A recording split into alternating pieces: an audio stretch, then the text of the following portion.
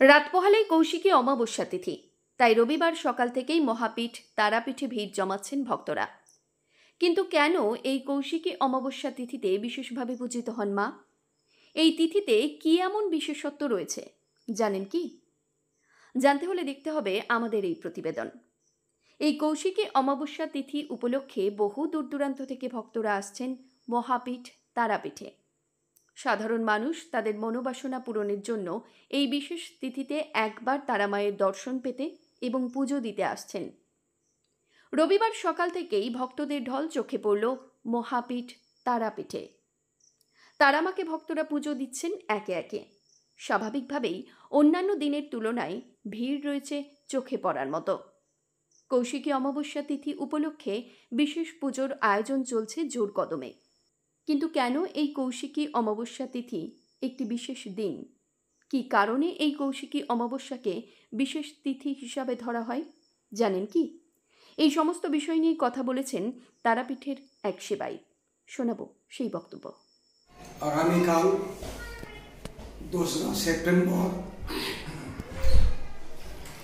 তারামায়ের কৌশিকী অমাবস্যার দিন। এই দিন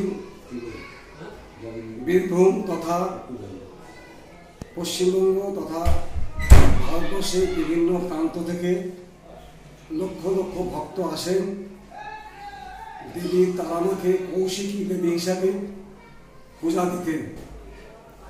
তাদের লক্ষ্য এই দিন যদি তারাপীঠে এসে কেউ তারামায়ের পূজা দেন, তারাপীঠ মহাশ্মশানে যজ্ঞ সম্পাদন করেন কিংবা দ্বারকা নদীতে স্নান অথবা জীবিতকুণ্ডতে অবগাহন করেন, তাহলে তিনি মোক্ষ লাভ করেন, নির্বাণ লাভ করেন, জন্ম মৃত্যুর হাত থেকে মুক্তি লাভ করেন। এই মনোবাসনায় বহু দূর দূরান্ত থেকে ভক্তরা আসেন। এখনও অমাবস্যা পড়েনি। আগামী 2রা সেপ্টেম্বর সকাল 5টা 5-এ পড়বে এবং তারপর দিন 6টা 29 পর্যন্ত থাকবে। এই সময়টুকুর মধ্যে ভক্তদের লক্ষ লক্ষ সমাগম ঘটবে। সেই দিন ভোরবেলায় নানাবিধ দ্রব্য দিয়ে মাকে স্নান করিয়ে ধ্যানমুক্তিতে সাজিয়ে ভক্তদের উদ্দেশ্যে মাকে পুজো দেওয়ার জন্য সবাই সারিবদ্ধভাবে পূজা দেবে। পূজা দেওয়ার পর দুপুরে মায়ের অন্নভোগ নিবেদনের পর রাত্রিতে সন্ধ্যা দিতে হবে। তারপরও সারা রাত্রি মায়ের ভক্তদের পুজো দেওয়া শুরু হবে। সমাগম হবে বলে আশা করছেন এবছর? ভক্ত সমাগম আনুমানিক 4 থেকে 5 লক্ষ ভক্ত অনুমান প্রতি বছর হয়, এবারও হবে সেরকম আশা করা যাচ্ছে। আর এই কৌশিকী নাম কেন হলো তারও একটা কিংবদন্তি আছে। পুরাকালে চণ্ডীতে দেখা যায় যখন সম্পূর্ণ অত্যাচারে সমস্ত দেবদেবীরা সর্বস্বার্থে বাধ্য হলে মা চণ্ডী দেবী কৌশিকী এক অপূর্ব মূর্তিতে আবির্ভূতা হয়ে সেই সম্মুখে বধ করেন এবং সর্বকে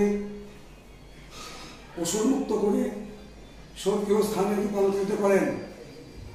তারপর থেকে দেবীর নাম হয় কৌশিকী দেবী। কৌশিকী অর্থাৎ চণ্ডী অর্থাৎ তারা, সমার্থক দেবী। তাই তারা মায়ের পুজো দিয়ে কৌশিকী দেবীর পূজা সমাপন করা হয়। মৃত্যুঞ্জয় যশের রিপোর্ট, সংবাদ আজকে নিউজ।